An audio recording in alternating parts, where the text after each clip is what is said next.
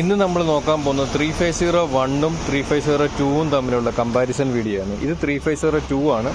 3501-ന് വരുമ്പോൾ ഇത് touch screen ആയിരിക്കും വരുന്നത്. പിന്നെ ടച്ചും വിത്ത് കീപാഡും വരും.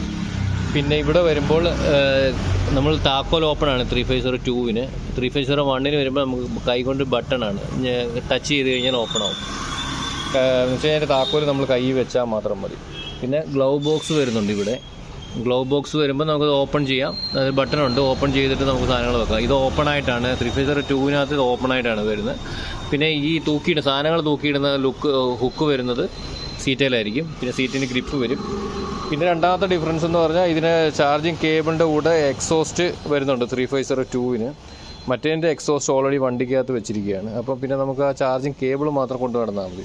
പിന്നെ നമുക്കൊരു 3502-നകത്ത് അങ്ങനെ വരുമ്പോൾ ഒരു ബെനിഫിറ്റ് ഉണ്ട്. 3502-നകത്ത് ചാർജിങ് കേബിളിൻ്റെ എക്സോസ്റ്റ് ഫാൻ വെളിയിലായതുകൊണ്ട് നമുക്കത് ചാർജിങ് കേബിൾ എവിടെയെങ്കിലും വെച്ച് കഴിഞ്ഞാൽ അത്രയും വെയിറ്റ് കുറച്ച് കൊണ്ടു നടന്നാൽ മതി. ഇതിൻ്റെ എക്സോസ്റ്റ് ഇതിനകത്ത് തന്നെ ആയപ്പോൾ അത്രയും വെയിറ്റിനകത്ത് വരും. ഏകദേശം ഒരു 2-2.5 കിലോ വെയിറ്റ് വരുന്നുണ്ട്. അത് വണ്ടിക്കകത്ത് കിടക്കും. വണ്ടിക്കകത്ത് ഓൾറെഡി സെറ്റ് ചെയ്ത് വെച്ചിരിക്കുകയാണ്. മറ്റേതിനകത്ത് അത് വരുന്നില്ല 3501-നകത്ത്.